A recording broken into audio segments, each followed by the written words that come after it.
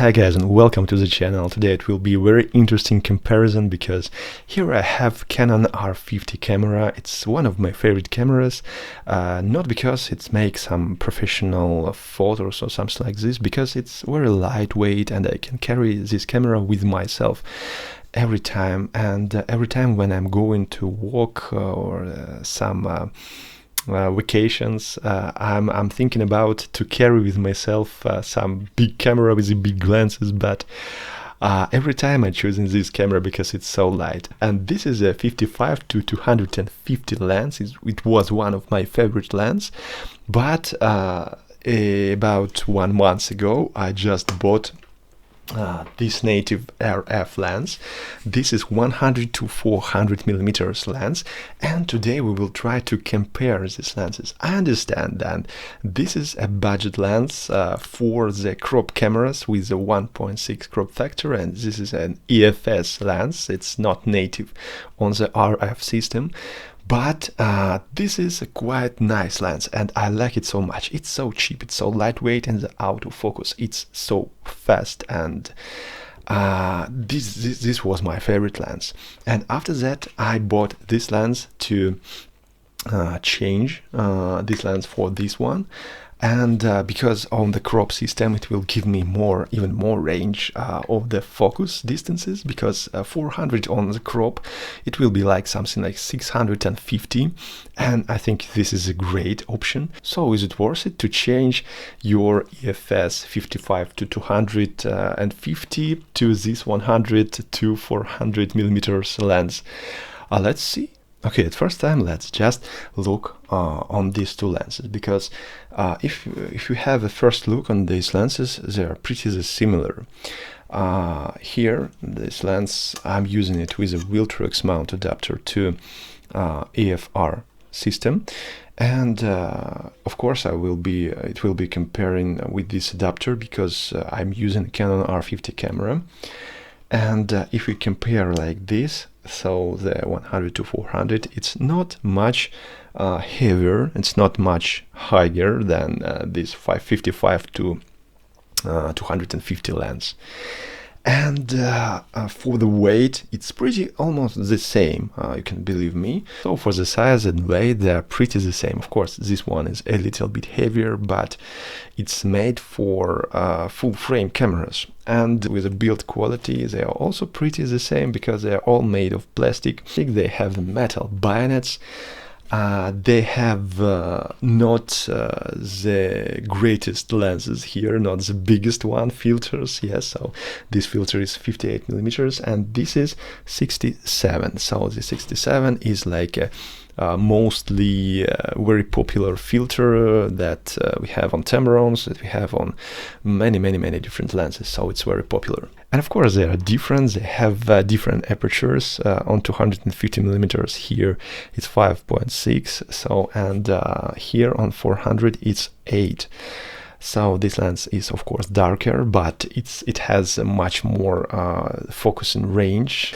On the crop system it's like 400 on the full frame, and this one on the crop system it's like a 650 millimeters on the full frame. So for this option I think 8 it's nice aperture. It's not so dark because we have stabilization in these lenses, but the stabilization is in 100 millimeters. It's much better than in 55 to 250 millimeters. So on this lens I just shoot on 400 millimeters on 1/20th of the second, and it's insane. These lenses have very nice stabilization.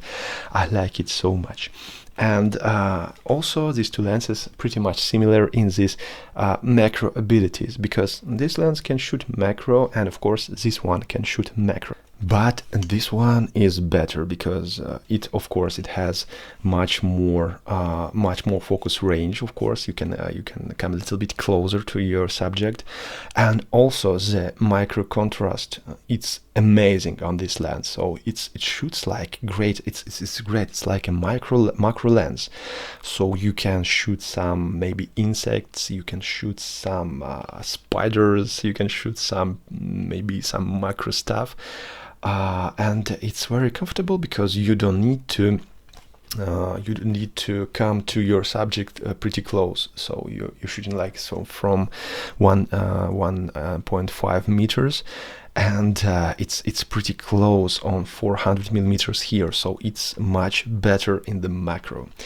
And of course the price, so the price is it has a huge difference. So this one costs something like 4 times like this, so you can buy 4 lenses like 55 to 250 for the price of 100 to 400. And the price, somebody thinks that this doesn't cost the money, the value, because when you're paying something like $600, I'm talking about used market, I'm sorry, because this one I bought used something like $650, and this one I bought used something like 150. So when some people they're just saying that it doesn't cost the money because it's for this value of money you can buy Sigma or Tamron 100 to 600, and it will be much more focusing distance, but it will be lenses for EF system, of course. But for me, this lens is great because for my purposes, that's perfect because it's so lightweight. Yes, it's pretty dark, but I'm not shooting animals in the forest with this lens. I'm just going somewhere to walk. I'm just going to vacation, and this lens can give me both worlds: macro world photography and some wide range, maybe wide range objects. So for traveling, this is top. This is must-have lens.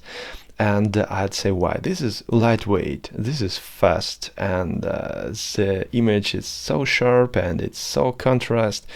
So this is very nice option if you're traveling a lot, if you don't want to carry much on your neck, because of course I have different lenses. I will show you. I have a Sigma Sport lens here, and you can compare it to this lens. It's a 150 to 600 millimeters lens. It's made for EF systems, and the value is pretty the same. So for $700 you can buy used these lenses also, but it's weight almost 3 kilograms. You can imagine that you are walking with this lens? Of course not.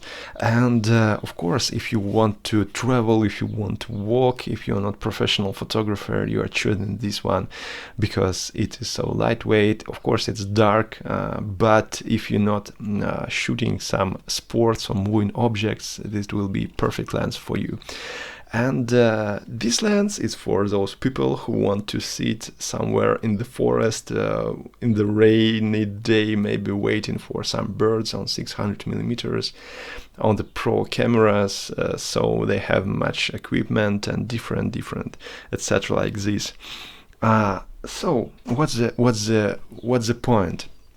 If you don't have much money, and if you plan just stay on the crop system on the cameras like EOS R50, it's just a perfect camera, I think. You can buy this one 55 to 250 because it's still a great lens for its value. It's cost something like $150, and for this price it has no minuses, it has no problems. It is just great lens, and you can buy it, and you can make photos of the birds. Of course, you can make landscapes, portraits. It's great lens. It's a fast and it's very nice. Only this STM version, it's better because it has a silent drive. So if you will buy a used, look just for STM version. And of course, if you are planning to change your camera to full frame after, maybe you're filming now on the Canon R50 or R7, and in future you will change it to R5 or R6, it will be better if you have some money to buy this one lens, because after all you can use it on the full frame mount. Of course it will be 400 millimeters on the full frame without a crop factor, but it's still a very nice option because it's so lightweight. And of course it all depends from your purposes. So if you need to just lightweight lens, you can buy this one, and it will be a great option for you, and for the future it will be also the great option. And even on the crop system, these lenses are still great. It has a great sharpness, it's still a great autofocus, and it's so lightweight. So it's just a very nice combo with the Canon, even Canon R50, or with the Canon R7, or with the Canon R10. If you are a serious shooter, Canon R7 with this lens, it will be very nice combo because of much greater IF system on the R7, and also because of the stabilization system inside of R7. But still, this stabilization here, it's very great, so you can shoot even videos on 400 millimeters handheld. It's so great. I'm just talking to you.